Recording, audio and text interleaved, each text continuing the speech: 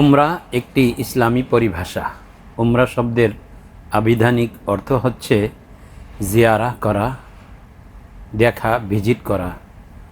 আর শরীয়তের পরিভাষায় উমরা বলা হয় বাইতুল্লাহ শরীফে নির্দিষ্ট কিছু ইবাদত শরীয়তের বর্ণিত পন্থায় আদায় করা, আঞ্জাম দেওয়া, যেমন এহরাম বাঁধা, তওয়াফ করা, সফা মারওয়ার সাই করা এবং পরিশেষে হলক করা।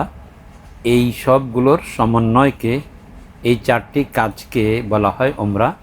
প্রথমটি অর্থাৎ এহরাম বাঁধা উমরার জন্য শর্ত এবং তওয়াফ করা উমরার সবচেয়ে বড় ফরজ এবং একমাত্র ফরজ। এটা কোরআনে কারিমে আল্লাহ রাব্বুল আলামিন ইরশাদ ফরমান, ওয়ালিয়াত্তাওয়াফু বিল বাইতিল আতিক, এই বাইতুল্লাহ শরীফের তওয়াফ তারা যেন করে।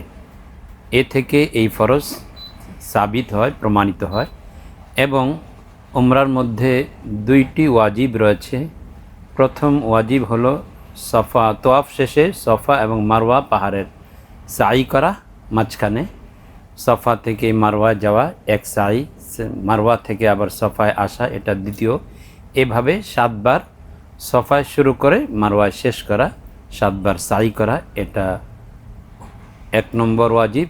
দ্বিতীয় নম্বর ওয়াজিব হচ্ছে হলক করা অথবা মাথার চুলকে ছোট করা, 1 কর পরিমাণ ছোট করা অথবা মাথা মুন্ডন করে নেওয়া। তবে ছোট করলেও এহরাম থেকে হালাল হওয়া যায়, এহরাম থেকে উত্তরণ হওয়া যায়। কিন্তু রসুল আকরাম সাল্লাল্লাহু আলাইহি ওয়াসাল্লাম যেহেতু যারা হলক করেছেন তাদের জন্য 3 বার দোয়া করেছেন, এই বলে আল্লাহুম্মা আরহামিল মুহাল্লিকিন, আল্লাহুম্মা আরহামিল মুহাল্লিকিন, আল্লাহুম্মা আরহামিল মুহাল্লিকিন, ক্বালু ওয়াল মুকাসসিরিন আইদান ইয়া রাসূলুল্লাহ, ক্বালা ওয়াল মুকাসসিরিন, যে যারা হলক করে তাদেরকে আপনি রহম করুন। সাহাবায়ে কেরাম বললেন যারা চুল ছোট করে, নবীজি 3য় বারের পরে তাদের জন্য দোয়া করলেন, এটা বৈধ আছে।